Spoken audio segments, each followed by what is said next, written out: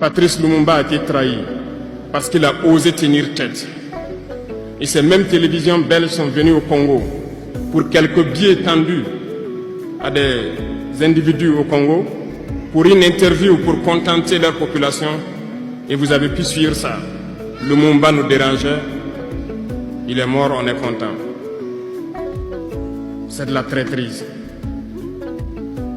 Beaucoup d'autres héros sont tombés pour que nous soyons là aujourd'hui.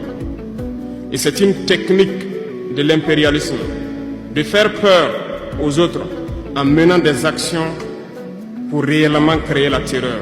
Ça n'a pas commencé aujourd'hui.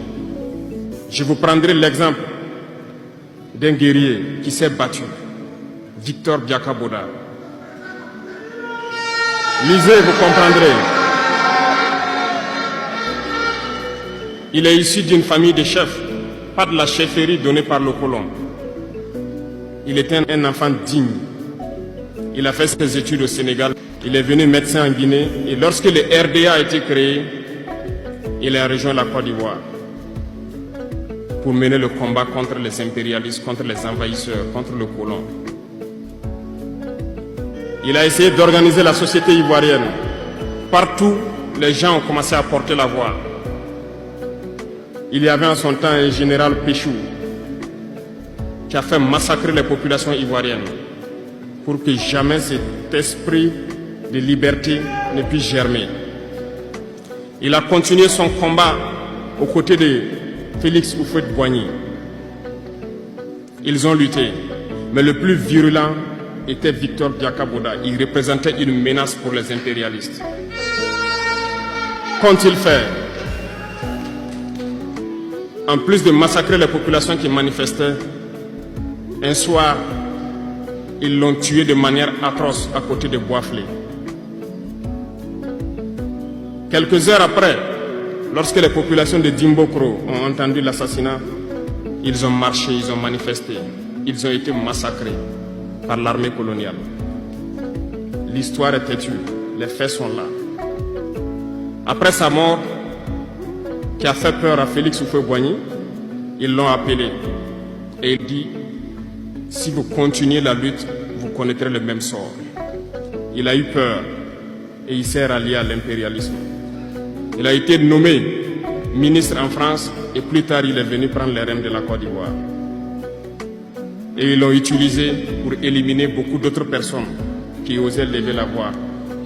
Et je pense que Thomas Sankara est un bel exemple.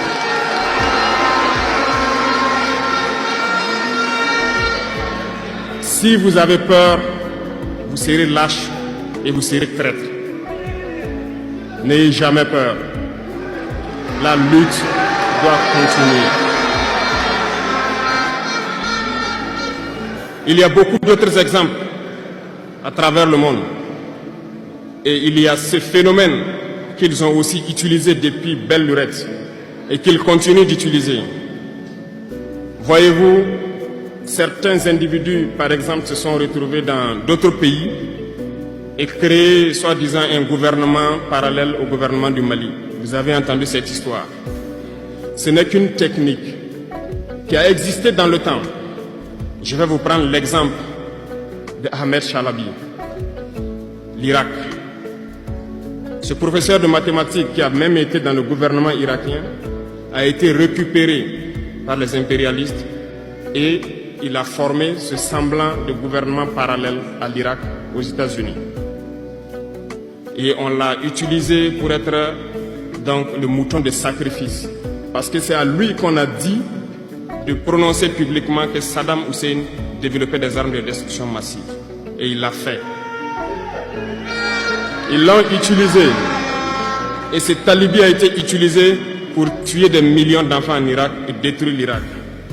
Et vous savez quel a été le sort de Chalabi?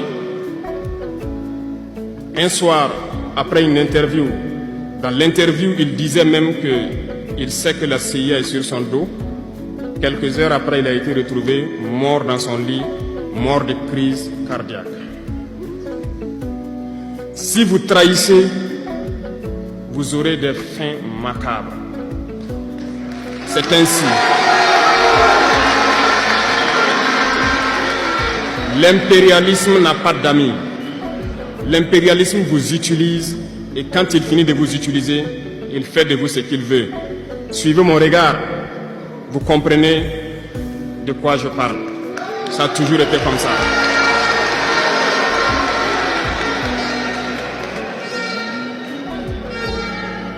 Le troisième vice, c'est l'incompétence. L'incompétence est un phénomène très dangereux qu'ils ont utilisé pour détruire la société africaine. Dans nos administrations, il y a beaucoup d'incompétence. Reconnaissons-le. Les incompétents ont beaucoup de place à côté de l'impérialisme. Parce que les incompétents peuvent plomber le développement d'un pays. Les incompétents peuvent vous amener à douter de vous. Les incompétents aiment la facilité. Les incompétents aiment tout pour eux seuls. Les incompétents n'aiment pas ceux qui sont compétents. Ils n'aiment pas ceux qui innovent, ceux qui cherchent. Les incompétents sont dangereux. Lorsque vous êtes éclairé, l'incompétent ne vous aime pas. Lorsque vous voulez innover, l'incompétent ne vous aime pas.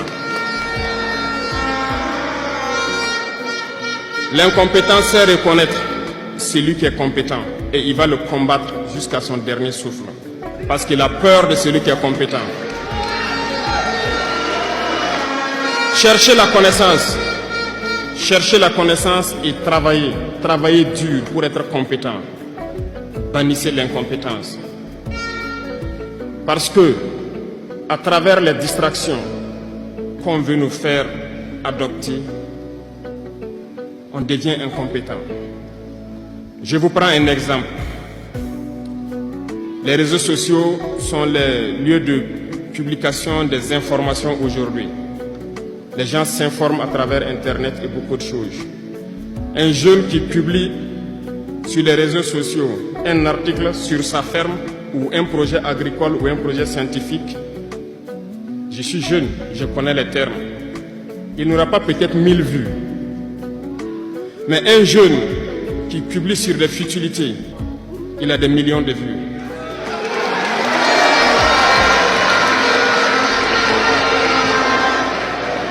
Justement, on veut vous faire perdre du temps dans les futilités. Prenez conscience. Intéressons-nous au travail et cherchons la connaissance. Cherchons la compétence. Se distraire, c'est bien, mais on doit travailler d'abord, avant de se distraire. Cherchez la connaissance, sinon vous perdrez du temps à ne rien faire. Et la jeunesse, c'est l'époque, c'est la période où il faut exploiter son temps à bon escient. Les impérialistes le savent. Voilà pourquoi ils vont multiplier tout ce qui est événement de distraction. Ils vont multiplier tout ce qui est événement qui peut vous détourner du travail pour que vous soyez des incompétents. Et en ce moment, quand vous êtes endormis, on choisit les incompétents pour diriger tout ce qui est structure importante. Et vous n'avez le choix que de vous plier. Ne soyons pas incompétents, cherchons la connaissance. Les incompétents se cachent souvent derrière des mots. Ils emploient les termes de démocratie, de liberté, sans se rendre compte de quoi il s'agit. Camarades, la démocratie est un état d'esprit, autant que la jeunesse est un état d'esprit. C'est soi-disant démocrate, mais regardez le monde. Comment est-ce qu'on peut vouloir imposer la démocratie en tuant des millions de personnes? C'est de la dictature, ça, ce n'est pas de la démocratie. Ça ne s'impose pas. Ceux-là qui se disent démocrates, mais regardez, nous avons vu des scènes où on a empêché des gens de rentrer dans des assemblées. On a vu des scènes où des forces ont débarqué dans des assemblées pour obliger les députés à prendre des textes. On a vu des scènes plus terribles que ça, où les gens tuent leurs manifestants. Mais eux, ils s'appellent démocrates et nous, on nous appelle donc des putschistes. Si c'est ça la démocratie, je répète, nous ne voulons pas de cette démocratie.